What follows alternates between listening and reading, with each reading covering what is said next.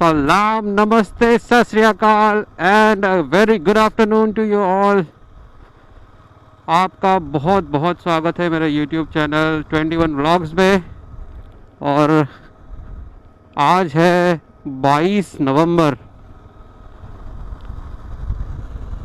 अभी हम जा रहे हैं वांद्रे लेक। और आज का वीडियो जो है वो ऑलरेडी आप थंबनेल के थ्रू समझ ही गए होंगे कि it's review of KTM 390 adventure. और अभी लगभग जो है मेरी बाइक को हो चुके हैं 2 महीने आए हुए। मैंने एक्सटेंसिवली बाइक राइड कर ली है, एक लॉन्ग राइड भी किया हुआ है। और अभी 3198 किलोमीटर बाइक जो है वो चल चुकी है।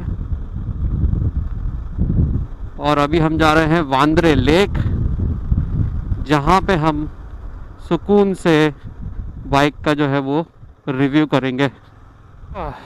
ये एक प्रोहिबिटेड एरिया है और पीछे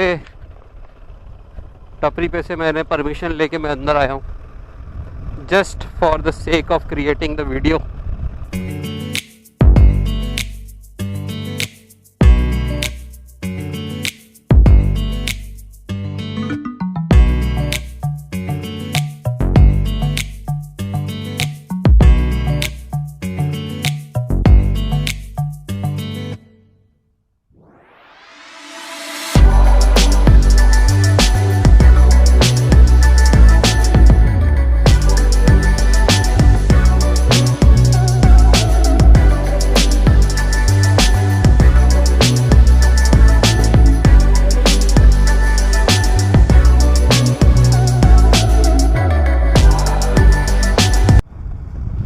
सैडलिंग करने में बहुत मज़ा आ रहा है यहाँ पे। क्योंकि मेरी हाइट जो है वो थोड़ी छोटी है, 5.4 5.5 आसपास होगी, इसकी वजह से जो है मुझे हैंडल बार रेजर की ज़रूरत नहीं पड़ती। बट अगर किसी की हाइट लंबी है तो उसको डेफिनेटली हैंडल बार रेजर की ज़रूरत पड़ेगी।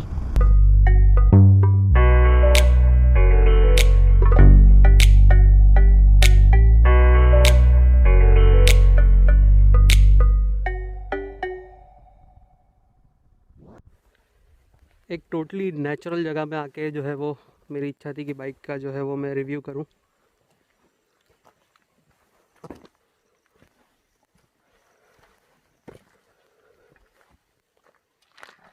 चलिए करते हैं रिव्यू स्टार्ट। एक छोटा सा वॉक अराउंड बाइक का।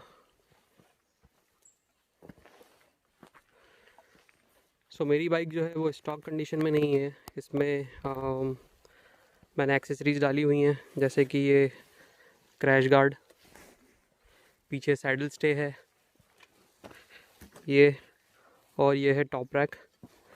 इसके अलावा ये मैंने डाला हुआ है GPS माउंट इधर पे। बाइक के इंजन के बारे में बात करें तो बाइक का इंजन है 375 सीसी और 43 bhp का जो है इसमें पावर है। अबाउ 30 न्यूटन मीटर का ऑफ टॉर्क है। लुक्स के बारे में बात करें तो ऑफकोर्स जो लुक है वो एक पूरा जो है वो ADV का जो एक लुक होना चाहिए, एक क्लासिक ADV का जो लुक होना चाहिए, वही लुक जो है वो KTM ने इस बाइक को दिया हुआ है।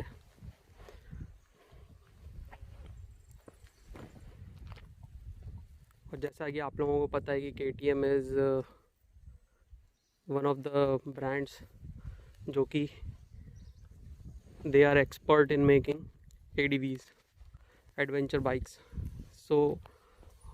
उनको पूरा नॉलेज है कि एक एडवेंचर बाइक के अंदर में क्या क्या होना चाहिए।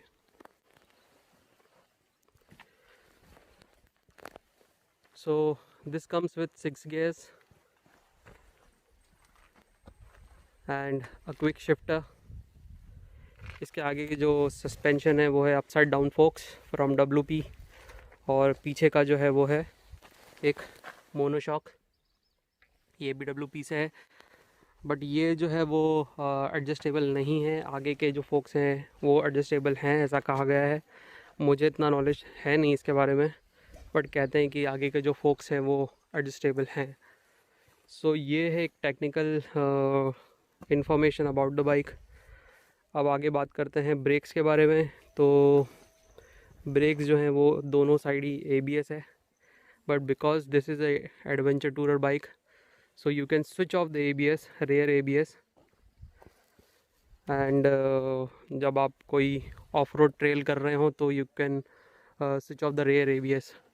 एंड इसमें ट्रैक्शन कंट्रोल भी है और कॉर्नरिंग ABS भी इसमें दिया गया हुआ है।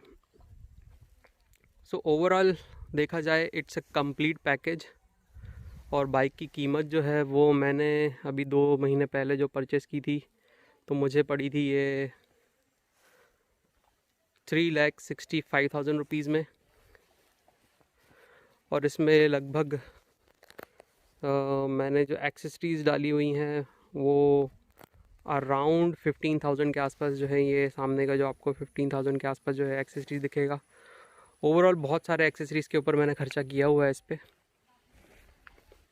सो बात करते हैं डिजिटल कंसोल के बारे में। ये है एक LCD पैनल जिसमें आपको बाइक से रिलेटेड हर एक इन्फॉर्मेशन मिल जाएगी। जैसे आप सामने देख सकते हैं इसमें टैकोमीटर है, स्पीडोमीटर है, ट्रिप मीटर तो है ही है, टाइम, डेट, बैटरी का भी कितना पावर बचा है, बैटरी का जो कितना वोल्ट है वो, रियल टाइम फ्यूल रेंज, सब चीज़ें भी इसमें दी हुई है।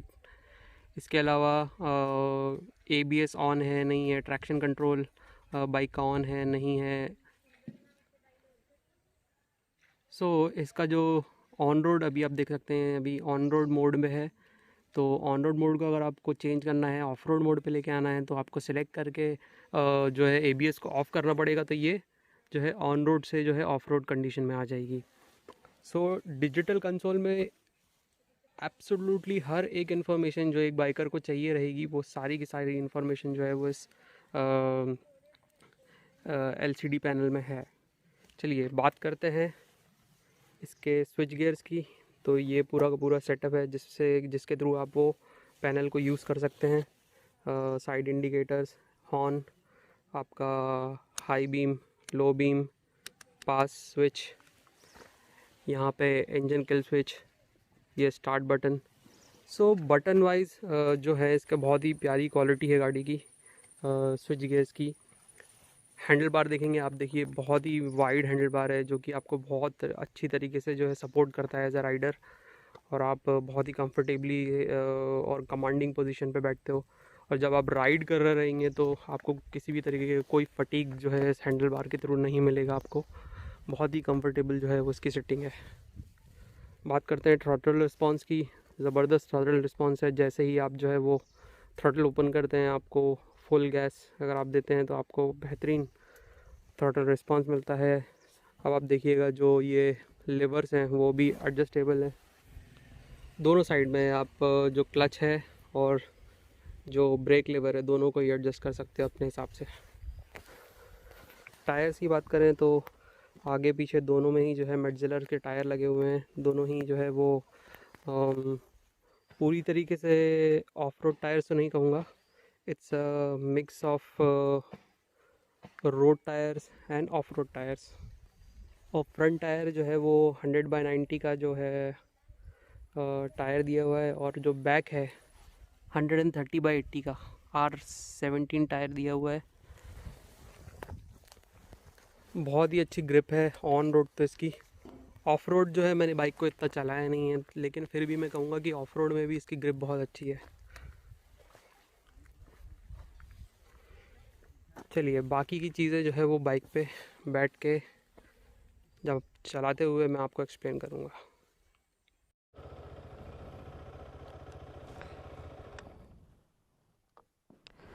सो हाइट के बारे में बात करूँ तो आप नीचे शायद आपको दिख रहा हो, पता नहीं दिख रहा है या नहीं दिख रहा, बट मैं टिप-टो करता हूँ बिकॉज मेरी हाइट इतनी है नहीं। तो हाइट का तो थोड़ा इशू है बाइक के ऊपर। 820 mm की जो है इसकी सीट हाइट है वो थोड़ा परेशान तो ऑफकोर्स करती है। मैं बिगर बूट्स के अगर बाइक को चलाऊं तो मुझे बहुत इशू होते हैं। बट ऐसा नहीं है कि जो है आप छोटी हाइट के तो आप बाइक खरीदो ही नहीं, तो ऐसा मुझे कोई मेजर इशू आता नहीं है, ना तो सिटी में और ना ही हाईवे पे।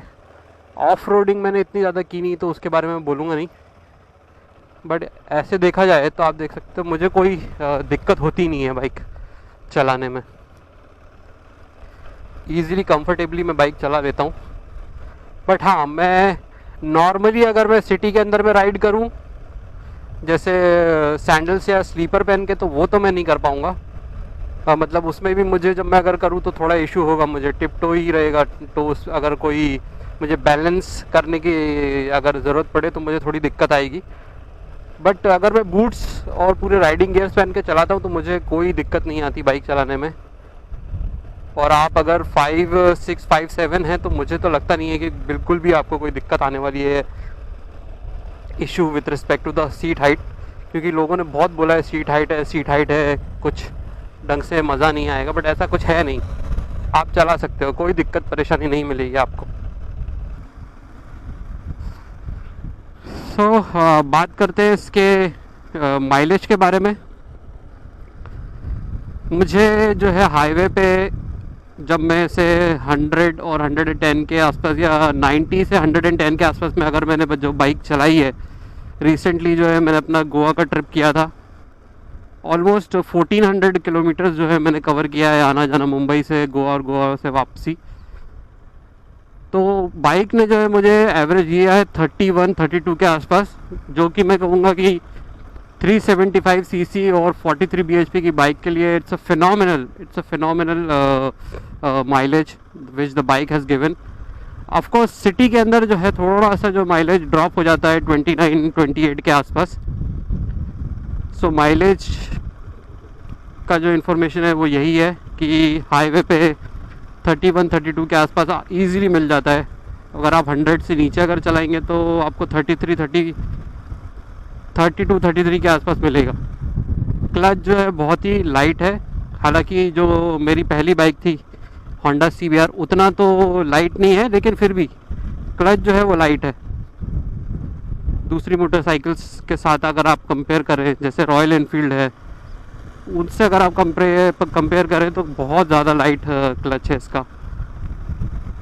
गियर शिफ्ट जो है वो स्लीक है, कोई दिक्कत परेशानी नहीं आती गियर शिफ्ट करने के टाइम पे।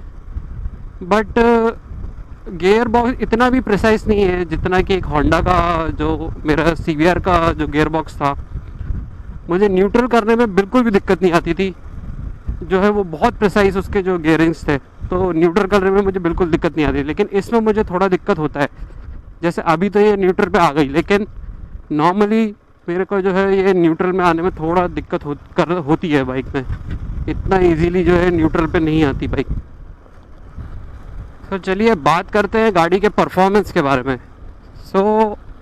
परफॉर्मेंस वाइज मैं बोलूँगा हाईवे में तो 10 आउट ऑफ मैं इसको 9 दूंगा।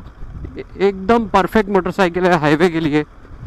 टूरिंग के लिए it's the best motorcycle which I have ridden till now. Mileage मिलता है, कंफर्ट मिलता है, हर चीज़ जो आपको चाहिए एज अ टूरर मोटरसाइकिल के अंदर में, वो सब चीज़ें आपको जो है इस बाइक के अंदर में आपको मिल जाएंगी। जहाँ तक सिटी राइड का ये सवाल है, आई थिंक सो अगर आपके पास एक स्पेयर मोटरसाइकिल हो या स्कूटर हो तो वो ज़्यादा बेटर रहेगी। सिटी में तो मैं इतना रेकमेंड नहीं करूँगा इसको, बट चला सकते हो, ऐसा कुछ नहीं है। अगर एक सिंगल मोटरसाइकिल ही है आपकी तो भी आप चला सकते हो, कोई दिक्कत परेशानी नहीं आएगी। मेरे पास एक सुजुकी एक्सेस है, तो मैं सिटीज़ के जो भी मेरे को यूज़ होता है सिटी का, तब मैं एक्सेस यूज़ करता हूँ, तो मुझे कोई ज़्यादा इतनी दिक्कत आती नहीं। बट सिटी वाइज तो मैं नहीं कहूँगा कि इतनी कोई अच्छी मोटरसाइकिल है सिटीज़ के लिए। Of course it's a adventure tourer, so touring के लिए ऑफकोर्स ज़बरदस्त है। एडवेंचर आप ऑफ रोडिंग करोगे तो वो भी आप इजीली कर पाओगे, कोई दिक्कत परेशानी नहीं आएगी आपको। एक दिक्कत जो मुझे लगती है बाइक में वो है इसका लो एंड टॉर्क। जो इसका लो एंड टॉर्क है जो वो बहुत परेशान करता है। कॉन्स्टेंटली आपको जो है वो गियर शिफ्ट्स करते रहने पड़ेंगे। आप लो गियर्स पे अगर आप चलाओगे तो आपको तुरंत जो है गियर शिफ्टिंग की ज़रूरत पड़ेगी। जैसे अभी आप देख रहे हो मैं सेकंड गियर पे चल रहा हूँ, अगर मैं इसको थर्ड पे कर दूँ तो ये नॉकिंग स्टार्ट कर देगी। ठीक है, ये देखिए। तो आपको उसको कॉन्स्टेंटली चेंज करते रहना पड़ेगा। तो ऑफ रोडिंग में हो सकता है जो है वो थोड़ा दिक्कत करे ये। मैंने तो हालांकि इस बाइक पे अभी ज़्यादा कोई ऑफ रोडिंग की नहीं है, तो उसका मैं एक्सपीरियंस अभी आपको नहीं बता पाऊँगा। बाइक का फर्स्ट सर्विस किया था 1000 किलोमीटर पे, तो मेरे को जो कंज्यूमेबल्स होते हैं, जो इंजन ऑयल और एयर ऑयल फिल्टर जो होता है, उसका अराउंड 1800 रुपीज़ लगा था। और इसका पेड सर्विस अराउंड 3000 रुपीज़ लगता है, ऐसा मुझे वर्कशॉप वालों ने बोला था।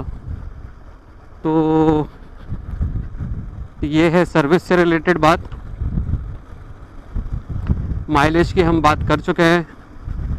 आप इसे दिन भर जो है आराम से 100, 110, 120 के आसपास चला सकते हो, बट मैं तो रेकमेंड करूँगा 120 तक ना लेके जाएं, 110 और 90 के बीच में ही रखें। तो आपको माइलेज भी मिलेगा, आपको स्पीड भी मिलेगी और कंफर्ट भी मिलेगा।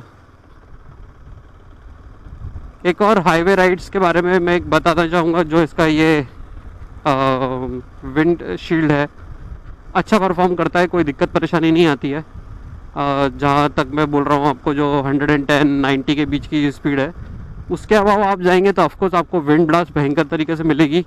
तो उतनी हाई स्पीड के लिए तो ये इतना कंफर्टेबल विंडशील्ड है नहीं।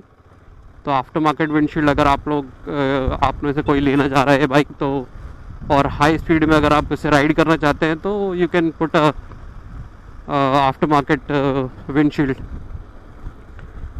मुझे तक जो है हाईवे पे हाई स्पीड में चलाने का शौक़ नहीं है, तो 110 तो मैं बहुत ज़्यादा बता रहा हूँ। मैं नॉर्मली जो है 90, 100 की स्पीड में ही चलाता हूँ, तो मुझे इतना फ़र्क नहीं पड़ता। ये देखिए थ्रॉटल रिस्पॉन्स बाइक का। थ्रॉटल रिस्पॉन्स बहुत ज़बरदस्त है। ब्रेकिंग एकदम एक नंबर, मतलब बोलेंगे कि टॉप नॉच ब्रेकिंग है बाइक की। हाँ, सीट के बारे में बात करना हम भूल गए थे। अगर मैं सीट के बारे में बात करूँ, सीट बहुत ही वाइड है, कंफर्टेबल सीट है राइडर के लिए और पिलियन के लिए भी।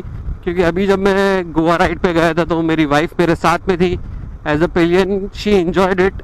ऑफ कोर्स मैंने जो है उसमें एक एयर सीट जो आती है, एयर कुशन सीट, वो भी परचेस करी हुई थी, तो उसने ज़रूर हेल्प करी है। लेकिन बाइक में पीछे अच्छी खासी सीट है, आराम से पिलियन जो है वो एंजॉय कर सकता है बाइक पे बैठ के, और राइडर तो ऑफकोर्स कर ही सकता है। तो लॉन्ग रूट पे कोई दिक्कत परेशानी नहीं है, बट मैं सजेस्ट करूँगा अगर हो सके तो आप एक एयर कुशन ख़रीद लें, वो बहुत हेल्प करता है राइड करने के टाइम पे।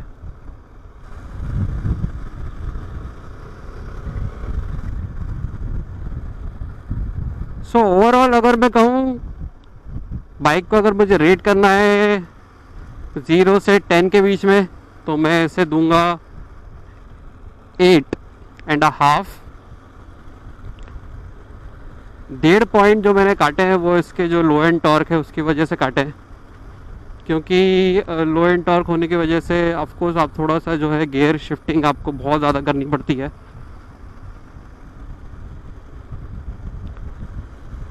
तो वो एक मुझे डिसएडवांटेज लगता है।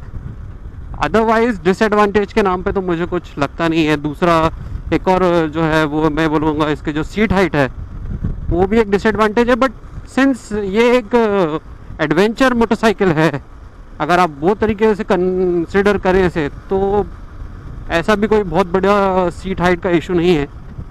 आप जो है इसको इजीली एक बार जब आप उससे राइड करना चालू करेंगे तो आप कंफर्टेबल हो जाएंगे सीट हाइट से, ऐसा कुछ बड़ा इशू नहीं है। सो to conclude,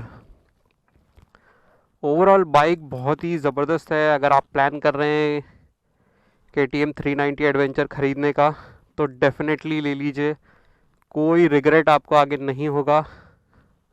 so overall it is a perfect tourer. Touring के लिए तो मैं 100 आउट ऑफ 100 दूंगा इसको, और ओवरऑल पैकेज के लिए बहुत ही ज़बरदस्त मोटरसाइकिल है। सो आँख बंद करके इसे परचेस कर लीजिए। इसका एक छोटा वर्जन भी अभी लॉन्च हो चुका है, KTM 250 एडवेंचर। तो अगर बजट कंस्ट्रेंट है तो आप उससे भी ले सकते हैं। 250 के ड्यूक का जो इंजन है वो भी एक बहुत ही सॉलिड इंजन है। और बस दूसरी बाइक से कंपेयर तो अभी मैं नहीं कर रहा हूँ, कंपैरिजन हम करेंगे लेकिन बाद में करेंगे। अभी जो ये वीडियो था वो था इसके रिव्यू के लिए। तो ये रिव्यू था मेरा अभी 2 महीने का जो एक्सपीरियंस था। इसका मैं लॉन्ग टर्म रिव्यू भी दूंगा जब इसके 6 मंथ्स हो जाएंगे। आगे जाके क्या इसके ऊपर सर्विसेज के ऊपर इसका खर्चा आने वाला है या क्या इशू आने वाला है वो मैं आगे ही आपको बता पाऊँगा जब मैं इसे और राइड करूँगा, या इसमें कुछ काम निकले या ऐसा कुछ होगा तो मैं आगे आपको ज़रूर बताऊँगा। सो दोस्तों, यहाँ तक के लिए वॉच करने के लिए ये वीडियो को बहुत बहुत थैंक यू। बगैर सब्सक्राइब किए प्लीज़ नहीं जाइएगा, क्योंकि मैं आगे भी कई वीडियोस जो है विथ रिस्पेक्ट टू KTM 390 और मेरी लॉन्ग राइड्स के लेके आने की पूरी कोशिश करूँगा। सो आपसे बस यही रिक्वेस्ट है कि आप चैनल को सब्सक्राइब करिए, अपने फ्रेंड्स के साथ शेयर करिए। So subscribe the channel, like, comment and share with your friends. Adios, bye bye.